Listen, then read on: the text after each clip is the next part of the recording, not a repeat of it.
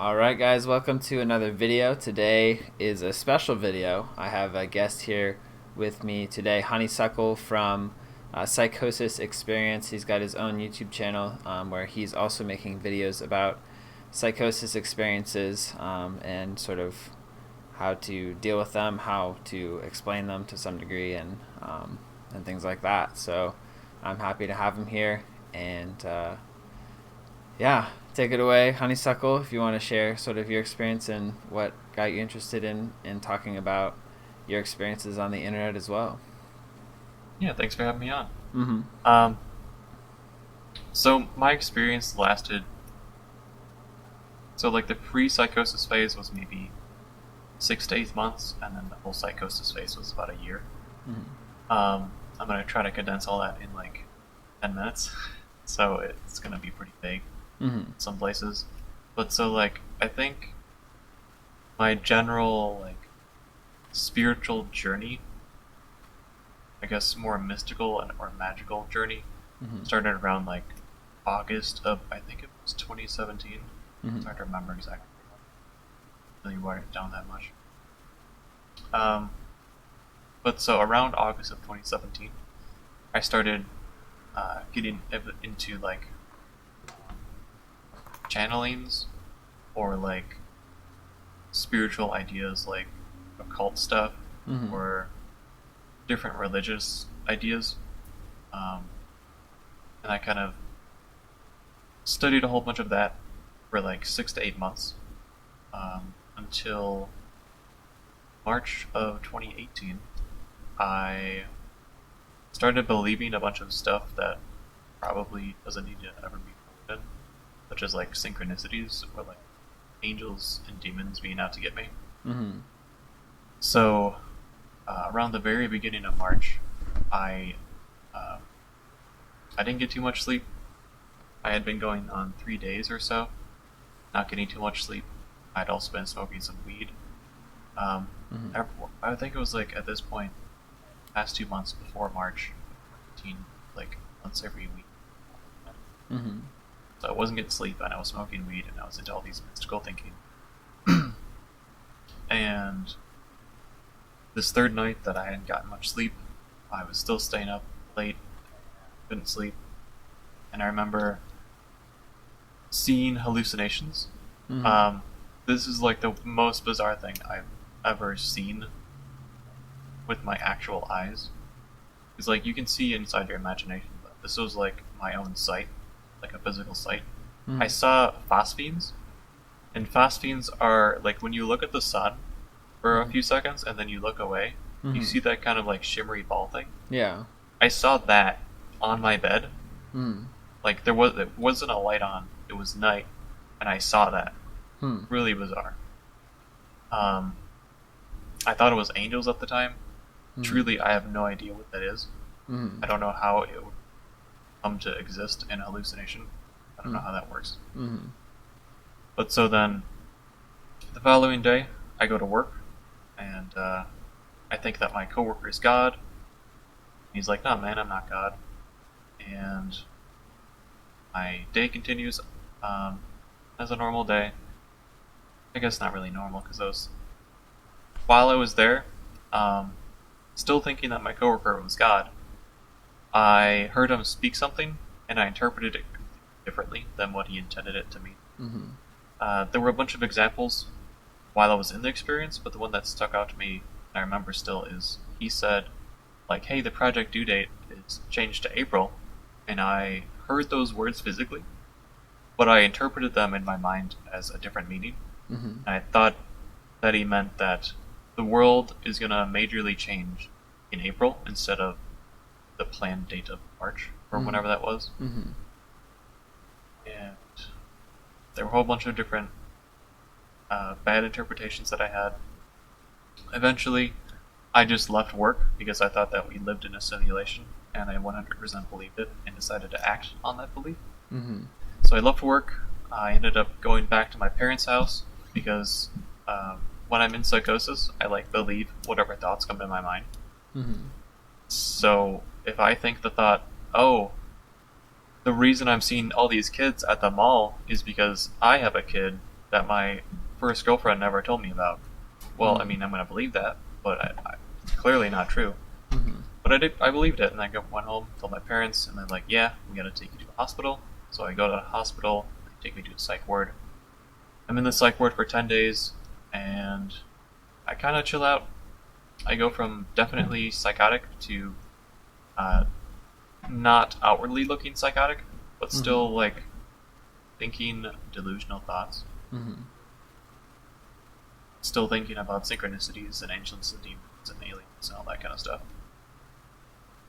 Mm-hmm. And then I leave the hospital after about 10 days. Then I quit my job because I thought that I should just take some time off or something. I'm not exactly sure on why I quit my job, but I Mm-hmm. did. And then so we're at like end of March, and I'm just kind of hanging out, having fun, not working. It was a nice like vacation time during this period, but then I got depressed Mm-hmm. because I realized I didn't have a job, and I felt worthless, and I thought that I would never get another job in my life, and I'm gonna have to go like do minimum wage stuff for the rest of my life Mm-hmm. forever. I just felt so sad, depressed, and there was this. I wanted to sleep all the time, just so I could not exist for some time, Mm-hmm. and it felt like there was this iron ball in my chest where my heart would be, Mm-hmm. like every day. Really sucked. Mm-hmm. Really bad depression. And so in April, they when I got out of the hospital the first time, they scheduled a follow-up visit for April sometime Mm-hmm. with like a general physician. So I go to them, and they're like asking me if I'm depressed or if I'm suicidal. I'm like, yeah. So they're like, okay, we're gonna take you to a hospital. So they take me to the hospital for the second time. This one was for depression, and the first few days I was still pretty sad and depressed, and then I had this dream one night where I was like in a maze with these like snake things. Mm-hmm. I was really scared, and then all of a sudden the view zoomed out, and I saw this star thing with like DNA strands Mm-hmm. instead of lines, and it said either "I am God" or "I am" something like that. Mm-hmm. And then he's like, "No, I am nothing." And then he laughed, and then we kind of danced in this weird techno bubble thing. It's hard to describe. Really trippy. Mm-hmm. Um, then I woke up and felt really bizarre. It's like, what the hell did I just see? What did I just go through? That was a really weird dream. Mm-hmm. But then after that, I it I want to say it was after this dream that I felt not depressed, but I'm not exactly sure. Mm-hmm. I think I wrote it down. But um, after I left the hospital, I was definitely not depressed. I wasn't happy. It wasn't a good feeling. It just wasn't a depression. Yeah. So I try to get back into some kind of job. Nothing really pans out. And in July, I get prescribed new medication, new antipsychotic medication. I've been prescribed Zyprexa in the first hospital visit, and I saw a new psychiatrist. This was July now of 2018, and he prescribed me Latuda, and I had a severe reaction to Latuda, where my eyes would like want to constantly look up, like to the point where I would want to like roll my eyes back into my head. It felt good to do that, but also like physically hurt. Really bizarre experience. And one time it got so bad that they took me to the hospital because it just wouldn't stop. Tried to get it out of my system. Lasted for I think around 30 hours or so. Really sucked. It usually went away when I slept, but this time it didn't go away when I slept. I like took like a 3-hour nap eventually at like 18 hours in, but it didn't go away. So I kind of just had to wait that one out.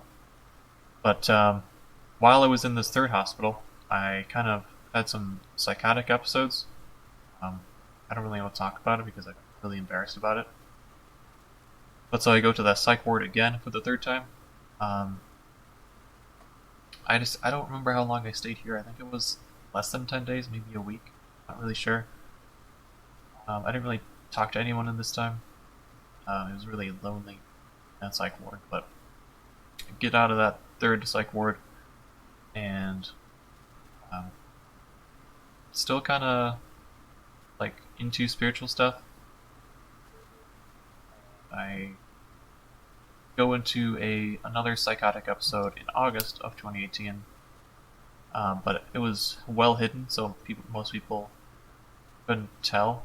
Like in my family, I kind of hid that one well. But like after this psychotic experience in August of 2018, I decided the medication that I've been taking like clearly doesn't help, so I might as well just stop. So I stopped, and I kind of stopped looking into spiritual or magical stuff for a little bit, and then I got a job in October, and I meet a girl in October, and things are kind of back to normal. I mean, I'm living with my parents now, as opposed to before the first psychosis. I was living in my apartment, moved with my parents, kind of helped stabilize me. I think it did help, but back to October. I'm doing well in my job. Everything's going cool. And then I started smoking weed again. I think this was around maybe like January 2019 or so. And then March of 2019 comes up. So about a year after the first hospitalization, I have another psychotic experience. And I think this time was also attributed to the weed smoking. I also didn't sleep as much as well. Just kind of backtracing into my other psychosis experiences. Some of them were related to no sleep and weed. Some of them were not related to sleep or weed at all.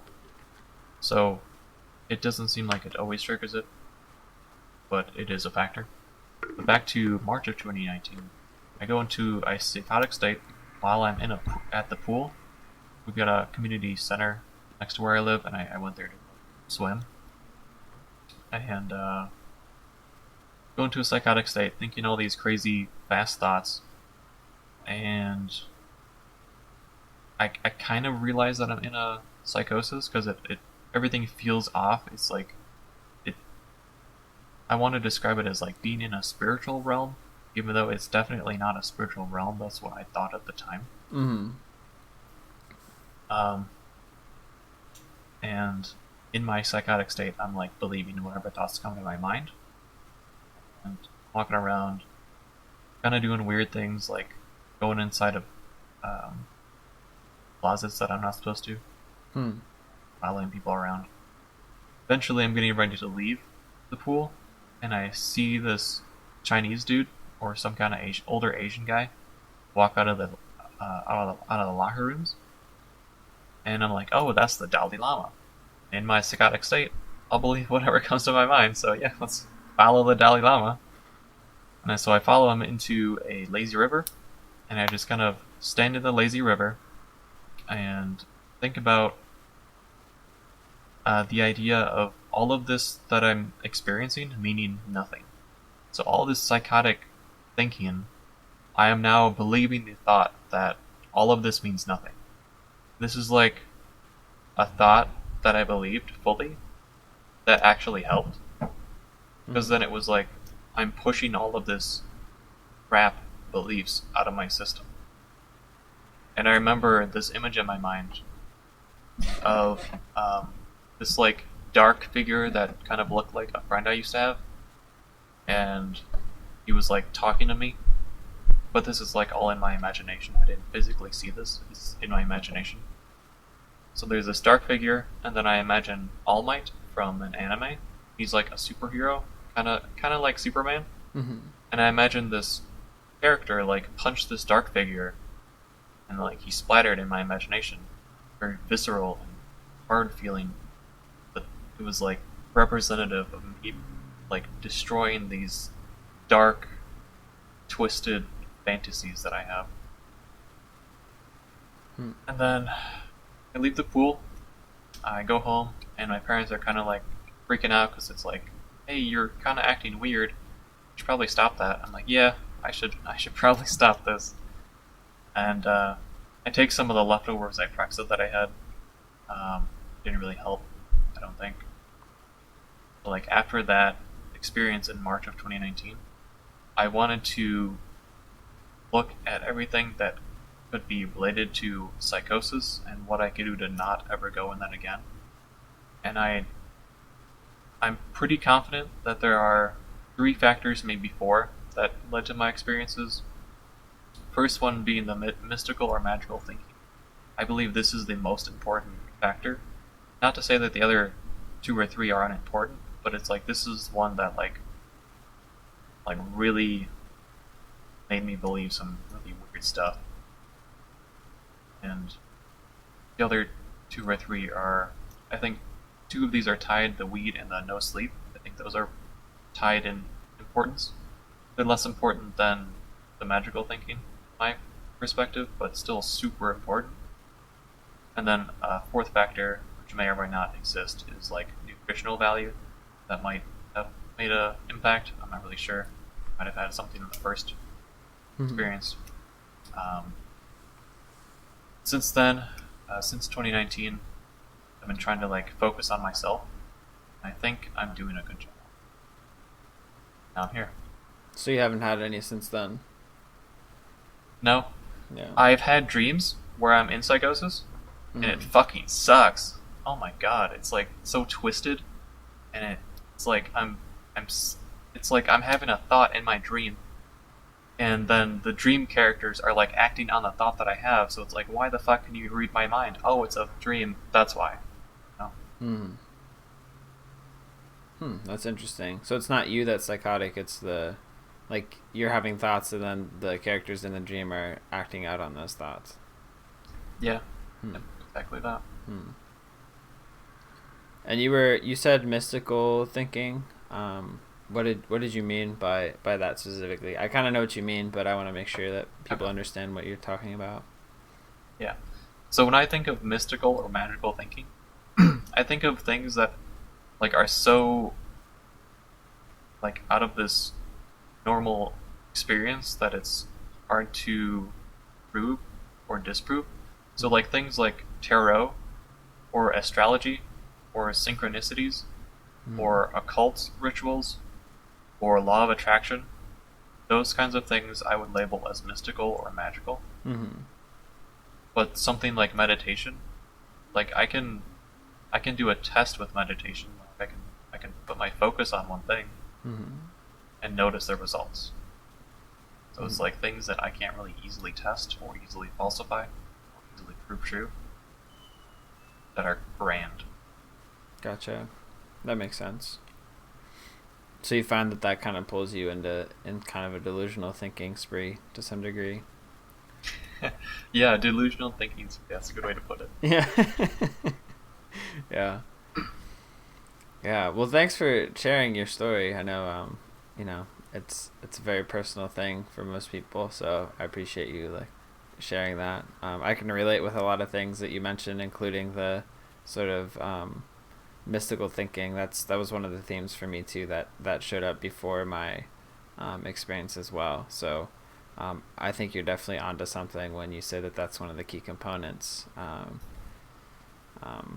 I haven't spoken to a ton of people about psychosis, so I don't know if that's true for everybody, but for me it definitely was. So having gone through those experiences, they're pretty intense, and it's kind of hard to sort of figure out what those mean and how those sort of find their place in your daily waking life, because it's not like they go away. Like the experiences have maybe subsided, but those experiences are still with you to this day, because it's part of you to some degree. So how have you kind of processed and integrated those into your life, and like what have you carried forward, and what have you kind of decided to leave behind? I know you kind of covered it a little bit, but if you could go into a little bit more detail on that, maybe. So having gone through psychosis and seeing how my beliefs seem to impact my experience, I kind of have this more scientific view when I see things that I don't understand. Mm-hmm. Um, Whereas before, like a year or two ago, I would just accept some kind of idea because I liked it. Mm-hmm. Whereas now, I like to look at the method by which I determine the truth, which is an epistemological viewpoint. Mm-hmm. Epistemolo- Epistemology being a way to distinguish belief from what is true. Mm-hmm. And when I see hypotheses, I try to falsify them or think about a test that would prove something false, which is what I'm doing with like my theory on how I got into psychosis or like my psychosis experience. Mm-hmm. So I try to take a grounded view to it. Mm-hmm. That makes Does sense. that answer the question? I don't know. Too sure if it's on the point. Yeah, that answers part of the question, and that sort of speaks also to the um, you were saying that view kind of helps you to stay grounded, right, and keeps you sort of Yeah. down the earth, and that it kind of ties in with like the end of your story where you were saying that, I'm done with these sort of thoughts and views that I have. I want to like change something, and so that change, it sounds like, was taking a more scientific and methodological perspective of like, okay, is this true? Can I quantify this? Is this like measurable? Yeah. Yeah. And how have you like, so that's the way that you like sort of stay grounded and keep your sort of wits about you. How have you like integrated these experiences? Like, what do they mean to you? Like, what is it? Like, what do you call them? Like, what is it? Are you like ashamed of them, or are you, is it important for you? Sort of, what does it mean to you? I guess how did you process it? Are you asking what I think about my experiences in my current life? Yeah. Okay. Um, so I see my experiences as like. Can I think for a minute? Yeah. Sure. Alright.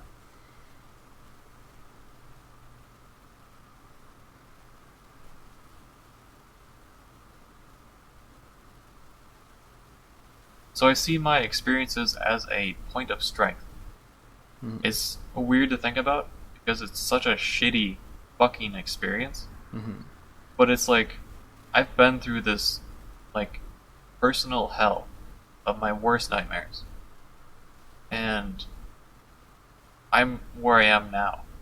Like I've got this new perspective that's like better than when I started. And I find strength that I've gone through all this and I can it's like it's not that I know that I can handle the shit because I don't know if I can handle the shit. But I know I've handled some shit and like clearly I've got something going on for me. So it's kind of like a confidence booster. Yeah. That's a cool way to look at it, because it's like, yeah, it's a very positive way to look at it. Of like, hey, like I've been through some hard things, and like I was able to get through it, and it sounds like you feel like you're stronger because of it. Yeah. And I don't want to like minimize people who are going through it or have gone through it and still like hurt from it. Mm. Because that's like, it's not easy to go through. It's not easy to change your mind. Really hard. Yeah, I mean, you basically have to relearn everything, because like from my experience, you're basically in a state where certain rules apply and certain sort of constructs and things exist, and then you go to a different experience where you have to like go reintegrate and reprocess everything, relearn everything, because every experience Yeah. is different. So you basically have to be like, well, before this was true, but now this isn't, and you have to go through each of those beliefs and figure out which one is true based off experience again, over again. So you're basically like a baby, and you have to like relearn life again, but you're an adult, you know? Yeah. Yeah, it's a good way to put it. Like a baby. So yeah, it's definitely hard. And some people, I think, I mean, I don't know. I think some people maybe don't get back to where they feel like they can be quote unquote normal again, you know? And I don't know what that may be, Yeah. because I know some people do get stuck in psychotic states for most of their life, you know? Um, and I'm not a professional, so I don't really know like what that's attributed to. But Yeah. it's definitely like it's a blessing to be able to come back because not everybody does, you know. Yeah, I definitely agree. I've seen people stay in psychosis. It's like, man, that's gotta suck. Yeah, it would not be a good way to live life. You're just confused all the time, basically. Like you think you're not confused, but like, you know, you are. Like everybody else doesn't understand you. Like I wouldn't want to live like that the rest of my life. It's like basically being, um, having what's not Parkinson's, Alzheimer's. You know, it's not that far from Alzheimer's to some degree. You know. Yeah, my mom actually compared my state of psychosis to my. I had a grandpa who's dead now. He Mhm. died like 10 years ago. Mhm. Um, but he had Parkinson's and Alzheimer's, and Mhm. she related my psychosis to his state of being before he died. Oh Like, wow, seems similar, yeah. that's interesting that Parkinson's came up. I would have never, could have never guessed that that was the case. I'm sorry that for your loss and that that happened, but Yeah. um, yeah, it's interesting that she thought it was a similar experience. Um, let's see. So, are you currently on medication right now, or I mean, I take multivitamins, but okay? I don't think that's a medication. I don't No, take any antipsychotics. I don't take anything besides a multivitamin. gotcha, So, no. gotcha.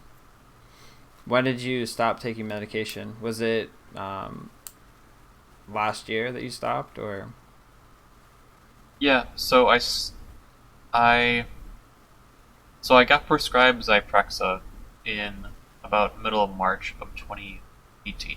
mm-hmm. I took that um, pretty regularly. I'd say about 80-90% of the time, from March of 2018 to about middle of August of 2018. Mm-hmm. At the end of my first hospital visit, I started feeling this bizarre feeling of being watched. I like to use different words than being watched, though. So there's this idea of like synesthesia, Mm-hmm. where it's like people like see a color, but they might taste something when they see a specific color. Mm-hmm. I like to relate it to like a physical touch feeling, but of sight Hmm. in my head. Really sucked. Yeah, that And that sounds started at the end of scary. my Yeah. yeah. And it started at the end of my first hospital visit, up until around like I'd say it continued for the most part about 80% of the time until around like maybe October is when it stopped. I stopped taking my Zyprexa medication in the middle of August. And then after August, it kind of like tapered down until it eventually stopped. I stopped feeling this sight feeling. And then it didn't come back from August, or from October till about March. I took Zyprexa again to kind of help me normalize myself after my last psychosis experience in March of 2019. And it came back when I took the Zyprexa. Like the very next day, I felt that feeling. Hmm. And then I like, did this? This seems to have caused the problem. This medication seems to have caused this weird fucking side effect. Yeah. So I stopped taking it, and then it went away again. And I'm like, yeah, that's sure does seem like it's causation. And ever since then, in 2019, I have only experienced it one other time. I took a marijuana edible. I think this was February of 2020 this year. And I felt that feeling. It didn't last for too long, about like 5-10 minutes. Um, and I want to touch on how I don't really use marijuana that much anymore. In this entire year, I've only used it 4 times. I'm trying to like only use it very sparingly. Like I'm trying to wait at least 2 months between experiences. and I might just drop it altogether. Mm-hmm. Partially for work, partially because like I'm not getting any benefit out of it anymore. We'll see. Yeah. Definitely can't use it every day. Definitely can't use it every week. Definitely can't use it once a month. Definitely needs to be at least 6 weeks, preferably 2 months. Like, otherwise I get fucked up. Yeah, I can relate with that too, because I've stopped using pot as well. I used to smoke. Well, before both of my experiences, I smoked pot, but I smoked it like frequently, and over the course of a period of time, after like it sort of gradually like brought me more into that sort of mystical thinking state, Yeah. and so I can relate with that, and I smoked a lot before my second psychosis, and I feel like I was learning a lot, but then it started to feel like I was just smoking just to smoke or just to kind of escape, and so I stopped. But I had smoked enough to the point where I was already kind of in a mystical thinking state, and I just needed a little push before I was swimming in the pool of psychosis again. So I ended up, jumping off the diving board into the pool again. But What do you think you needed to escape? What do you think I needed to escape? You asked. Yeah, you mentioned how you smoked weed to escape something. What were you escaping? Like anxiety and depression mostly. I was feeling kind of depressed. I was working a 40-hour job, and I didn't really feel like my life was going anywhere. I wasn't really contributing to anything. I've kind of struggled with anxiety and depression for a while, and I still struggle with it. Like I've been having depression recently, and I'm trying to figure out like what I need to do to get through this. But hopefully I'm gonna try working out. We'll see if that helps, because I haven't really been able to work out, and that's always been something that's been important for me. But yeah, What like kind of exercises do you like? Like, what do you enjoy exercising? swimming is usually the kind of exercise that I do. I used to run a lot in high school, but I ran a lot in high school, so I've kind of like burned out on that. Okay. But swimming is good. It's not impact. I've been kind of getting into weights as well, but it also kind of scares me to go to the gym right now because of Corona. Oh yeah. So that's kind of a deterrent. But I think it's either like my mental health or like or like risk getting Corona, and I think a pool is relatively safe, especially because the indoor pool is probably not going to have a lot of people in it, so I can probably swim in that without too much risk. So, but yeah, I'll keep chucking away at it, and hopefully things will get better.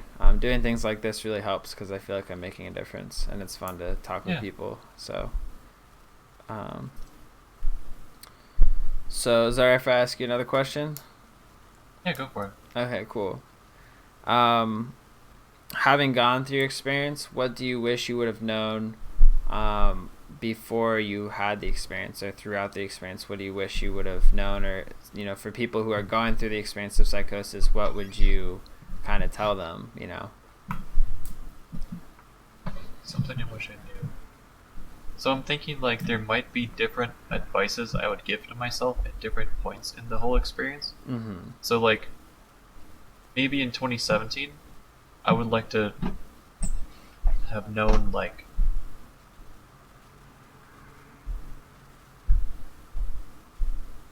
what psychosis is and how I can spot it in myself. Mm-hmm. Maybe I would have seen like patterns.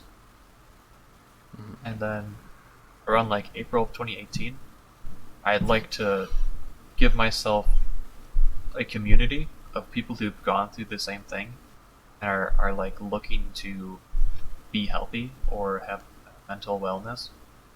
I'd like to have that community in that depressive state, because man, like just listening to friends would help. Just like sitting in a Discord chat, just listening to people talk to each other just felt nice, because it's like, oh, hey, there's these people I like and they're talking, so I can just sit here and exist and listen. Mm-hmm. But if I knew like people in my experience go through words, if I knew in my depressive state other people who have gone through the experience and felt depressed, and I listen to their story, I would feel more connected to people. I think that might help. And then maybe after, like, August of 2018, I'd like to know what I could do to give myself strength from the whole experience. And I think, like,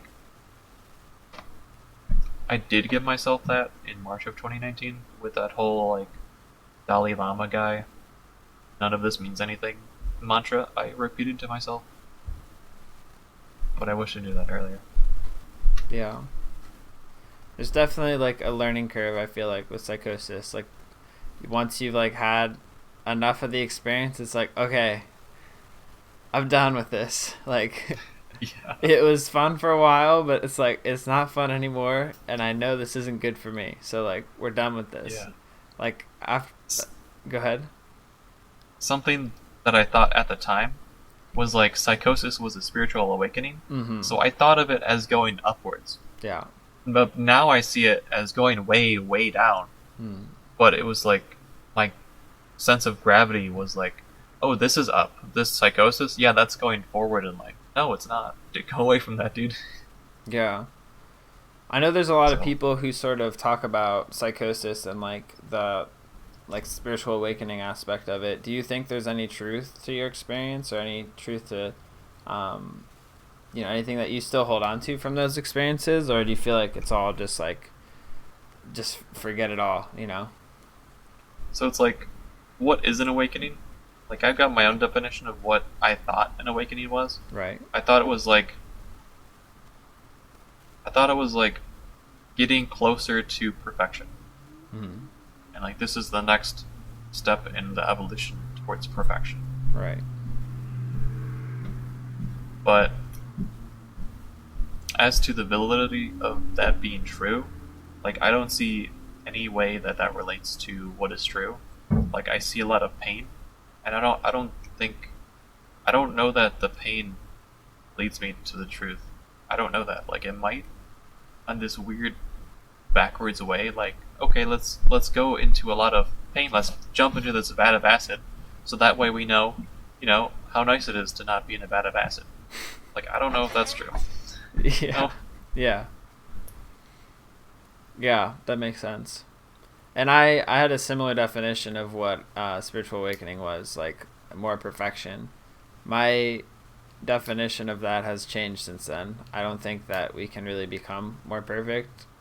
I think we just kind of are creatures that exist, and we can like come to terms with our situation more than other people. Like, we can sort of embrace the existence of things. Like, I used to think that enlightened people didn't experience pain and all that kind of stuff. Like, they were perfect and nothing could touch them. But I realized it's pretty much the opposite. They're so human, and they've accepted that they are human so much that even though they do experience pain and they do experience fear and anxiety and things like that, they're okay with it. They don't resist that experience.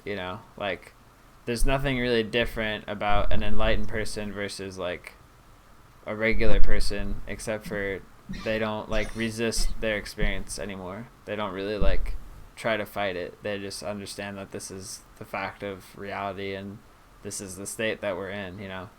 I guess that's kind of my definition now. And looking back, like, I could see why me trying to find enlightenment with that definition would make me go crazy. Yeah.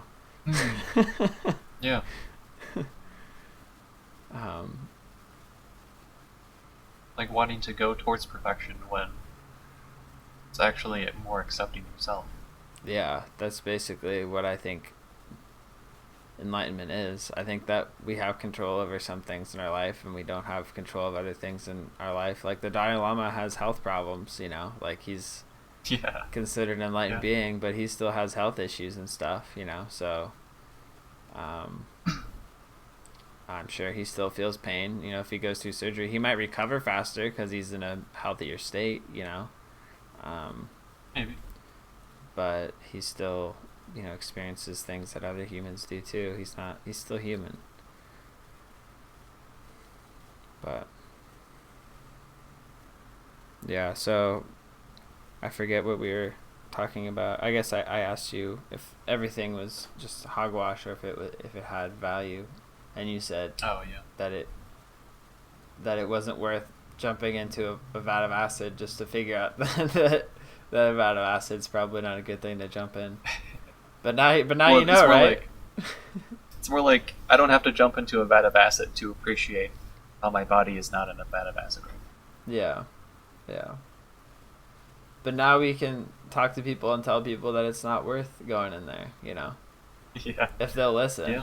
I know if somebody told and how to heal. Yeah, exactly. Yeah. Yeah, actually, so why have you decided to make videos? Because I know some people, they have psychosis and they kind of go on with their life and they're not so worried about producing content. It takes, not everybody's going to do that. It's just not their thing. What was your deciding factor when deciding to make your YouTube channel? So, the factors that I make my YouTube channel are twofold. Like 50% of it is so that I can understand myself and what I went through, and the second part is to share with other people because I want to give this to other people.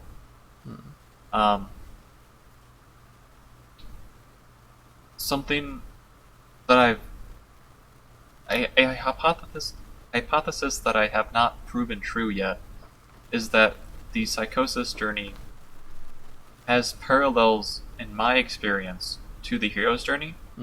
It doesn't mean that my experience proves that this hero's journey equals psychosis is true. It proves that I see the parallels, but at the end of the hero's journey, the hero comes out of the special world, they come out of psychosis, and then they share their story and what they've gained from the whole experience. It's this sharing of the story that is a big element to come to the close of the experience. And I kind of see how I'm doing that right now. I'm sharing my story. I'm sharing what I've gone through so that I can maybe hypothesized guess, maybe not go into psychosis because I'm talking about it. So it's kind of almost a medicine in a way for me to help prevent that. It's pretty awesome of you. I mean, it's nice to hear you say that. That was really refreshing to hear what you just said. I don't know, it's very noble and it's a beautiful thing I think that you're doing, and I appreciate that. But the reasons I made my channel are similar, because I want to share and stuff like that. Yeah, I don't know. I think that's really cool. Yeah. And so what are you planning on? Do you have a vision or a plan for your channel? Or you just kind of, I know your channel is just kind of getting started, but yeah. So my general plan is to make videos about what my thoughts are on my experience. I want to go into super detail on my whole story. I gave you that 10 to 15 minute story, but there's a lot of details that I left out. The feeling of being watched. That came in after when we were talking about questions and stuff. But I wanted to go more into detail with that. There's some other experiences. I've got journals that I've been writing in since 2016 or so, on and off. I want to use those as a backbone, and I want to really detail my experience. And I also want to maybe do podcasts or interviews with other people. Someone reached out to me on YouTube with the video I uploaded last week, saying, "Hey, I'm from Israel, and my boyfriend went through psychosis. Would it be cool if we talked?" I'm like, "Yeah, that'd be cool. You want to talk on Discord or Reddit?" I didn't really hear back from them, but I would like to do some kind of more podcast or interview thing because this is really fun. It's really cool. Yeah, it's super cool. And I know we've talked about this. I haven't really seen that much content of people who have gone through psychosis interviewing people who have gone through psychosis. Yeah. Because I've seen a lot of interviews of like a medical professional interviewing them, like, oh, like, what is psychosis and what's it about? Like, what's your experience? I'm like, Yeah. oh, all right, that's cool, but it seems kind of like patronizing, or like, I don't know, like this feels like more empowering. Like, we're deciding to like share with each other and like develop a community, which I think is Yep. pretty awesome, because it's not something that's really talked about, and it's definitely an underserved population. I think I speak for both of us when I say there's not a great system to help people who have gone through psychosis, and there's not really a community there. So I agree completely. yeah. I mean, there's like psychiatrists, therapists, and stuff, but like, where's the guy that went through it too? I don't know. I don't know where to find that guy. I found you like after I got out of it. You know? Yeah.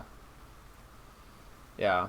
And then the other problem is like the guy who's coming out of it and is watching some of our videos is still halfway in, so like he may interpret some of the things that we talk about as different things too, but there's nothing we can do to control that, you know. Yeah. That's I mean, if they reached out to us, we could talk, but like you said, there's not. Yeah, it's a very tricky. I understand why it's misunderstood and why it's not really addressed, because it is very challenging state to deal with, because there's no feedback, there's no communication to some degree, so it's kind of hard when there's that disconnect there. But we're getting up to like 47 minutes, so I feel like I don't really have any other questions. I feel like we've run our course. Is there anything that you wanted to mention or say before I wrap it up and promote you again? Thank you, but not really. I mean, I'm getting pretty tired too myself. Like, I was gonna bring up that I'm feeling tired, but then you brought up how it's getting close to the end. Yeah. So I appreciate that. I don't really have anything else to say, but thanks for having me on. Okay. Yeah. Thanks for coming on. It was great. I appreciate you sharing and talking with me. I hope that we can make more of these because they're really fun. Yeah. Awesome. Well, that's Honeysickle, guys, and I'm Hayden with Informal Inquiry. He's got his channel, PsychosisExperience. I'll put the link in the description below if you want to check him out. He's got a lot of great content planned ahead, so make sure to check him out and see what he's up to. He's an awesome guy, and I look forward to continuing making content with him. So, all right, guys, thanks for watching, and I guess I'll catch you in my future videos. If you'd like to do something like this with me at some point, just let me know. Hit me up on Instagram, and we can talk and figure out if that's something that you'd like to do. Maybe we can make plans to make that happen. So, all right, look forward to talking to you guys. As always, guys, make sure to seek your truth and to take time for yourself. All right, bye for now.